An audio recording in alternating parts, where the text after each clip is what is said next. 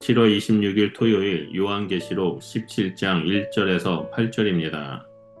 요한계시록 17장은 요한이 본 환상 중에서도 가장 상징이 복잡하고 무거운 메시지를 담고 있는 본문 중 하나입니다. 세상의 타락한 권세, 그 영적 정체를 적나라하게 폭로하며 그 마지막 심판을 선언합니다.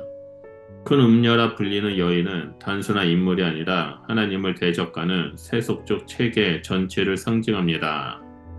화려한 외양 속에 감춰진 타락, 권력, 우상숭배, 그리고 폭력의 실체가 드러나고 그 끝이 어떻게 종결될지는 본문은 분명히 예언합니다.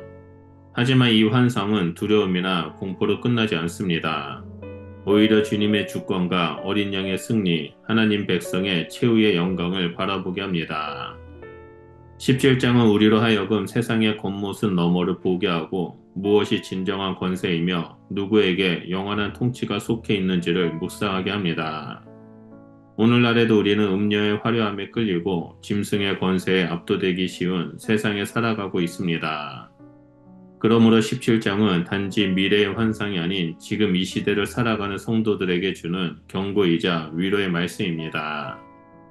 이제 우리는 본문 속으로 더 깊이 들어가 음녀와 짐승의 실체, 그들의 연합과 충돌, 그리고 그 끝에 드러나는 어린 양의 승리를 함께 살펴보려 합니다. 먼저 첫 번째로 1절에서 6절의 큰 음녀의 실체인 세상의 타락한 체계를 보겠습니다. 7 대접을 가진 천사 중 하나가 요한을 광야로 인도합니다. 거기서 요한은 많은 불 위에 앉은 큰 음녀를 봅니다. 이는 단순한 장소가 아니라 수많은 백성과 나라, 민족들 가운데 영향력을 끼치는 세속 권세의 중심을 뜻합니다. 이 여인은 자주색과 붉은색 옷을 입고 금과 보석으로 치장하고 있으며 손에는 금잔을 들고 있습니다. 외형은 화려하지만 그 잔에는 음행과 가증한 것들이 가득 차 있습니다. 그녀는 영적 타락과 세속적 유혹의 극단을 상징합니다. 이 음녀는 단순한 인물이 아니라 하나님 없이 권력과 경제, 종교와 결탁된 세속적 체계 전체를 위인한 존재입니다. 음녀와 음행한 왕들은 전치 권세자들이고 그 유혹에 취한 사람들은 쾌락과 탐욕에 빠진 인류를 상징합니다. 음녀의 이마에 새겨진 큰 바벨론은 고대 제국만이 아니라 하나님을 대적하는 반영 문명의 총합을 뜻합니다. 이 장면은 과거 로마 제국을 떠올리게 하지만 오늘날 자본주의, 성적 타락, 종교 혼합주의 같은 문명 속에서도 반복됩니다. 교회와 성도들도 이 음료의 영향력 아래 물질과 명예, 인정 욕구에 무너질 수 있습니다. 세상은 달콤하게 다가오지만 그 중심에는 거짓과 하나님 대적이 자리합니다. 이 본문은 우리에게 신앙의 정체성과 방향성을 돌아보게 합니다. 우리는 이 유혹을 분별하며 살고 있는지 아니면 그 화려함에 속고 있는지 우리의 삶을 되돌아보아야 합니다. 본문의 세상의 타락을 폭로하는 데서 그치지 않고 성도가 세상을 바라보는 시선과 자세를 점검하게 만듭니다. 두 번째로 7절에서 13절에 짐승과 음녀, 악의 연합과 위장된 권세를 볼 수 있습니다. 요한은 음녀 같은 붉은 짐승을 봅니다. 이 짐승은 7머리와 10뿔을 가졌으며 신성 모독의 이름들로 가득 차 있어 하나님을 대적하는 사탄적 체계를 상징합니다. 짐승은 한때 존재했으나 지금은 사라졌고 무저갱에서 올라와 멸망으로 나아갈 존재입니다. 이는 시대마다 다른 모습으로 나타나는 하나님 반대 세력의 집요함을 보여줍니다. 7머리는 로마 제국의 7언덕처럼 세상의 정치 권세를 의미합니다.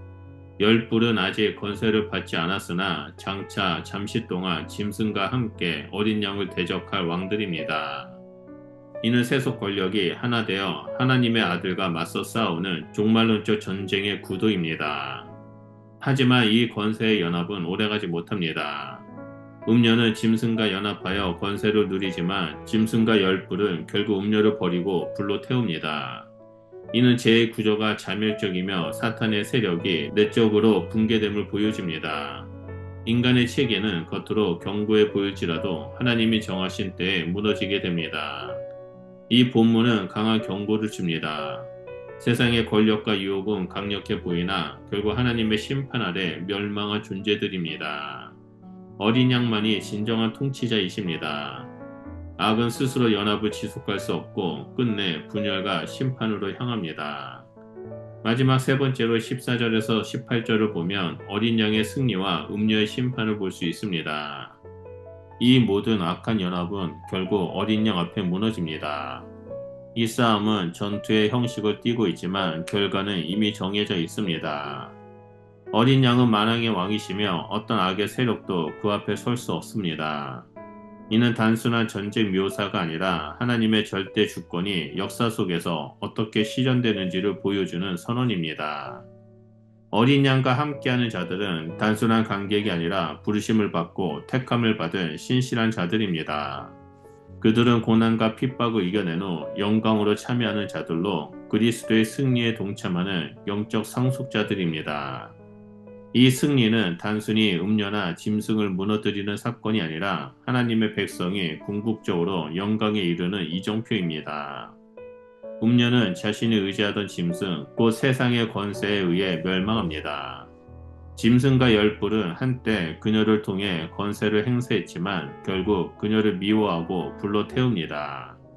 이는 세상의 권세가 얼마나 자기 중심적이고 변덕스러운지를 보여주며 자기 이익을 위해 쉽게 동맹을 배신할 수 있음을 말합니다.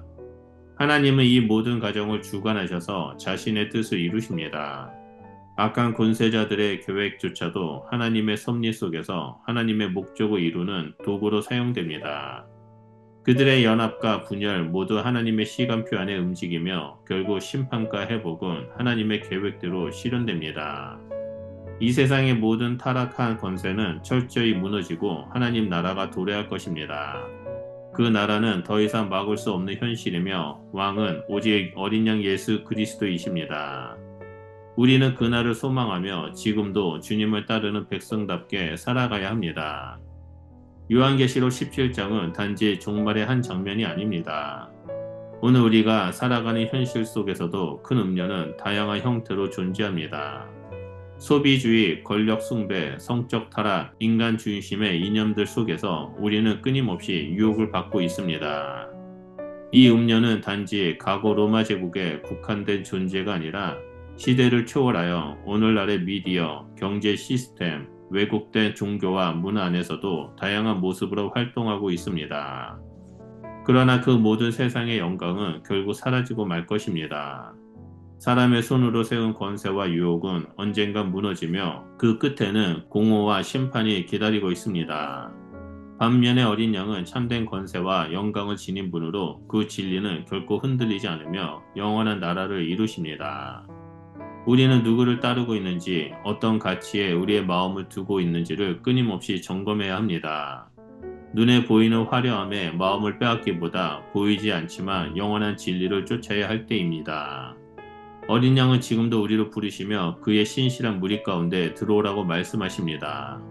그 부르심에 응답한 우리는 세상의 권세에 취하지 않고 어린 양의 길을 쫓아야 합니다. 이제 우리는 결단해야 합니다. 세상의 무너질 권세를 따를 것인가? 아니면 영원한 진리이신 예수님을 따를 것인가? 끝까지 신실함으로 어린 양을 쫓는 자들에게는 영광의 면류관이 예비되어 있습니다. 그러므로 이 세상의 환상과 유혹 앞에 굳게 서서 오직 주님만을 따르시길 예수 그리스도의 이름으로 축원드립니다. 기도하겠습니다. 사랑의 주님, 이 세상의 화려함과 권세에 우리의 눈이 현혹되지 않게 하시고 참된 진리이신 예수 그리스도만을 따르는 자가 될 수 있도록 우리와 늘 함께하여 주시옵소서. 음료의 유혹을 분별하게 하시고 짐승의 권세에 굴복하지 않도록 날마다 성령 충만함으로 말씀 안에 서서 믿음의 길을 걸어가는 자가 되길 소원합니다. 그래서 오직 어린 양의 승리를 바라보며 끝까지 신실함으로 살길 소원하오니 성령님 우리의 삶을 주관하여 주시고 우리의 발걸음을 인도하여 주시옵소서.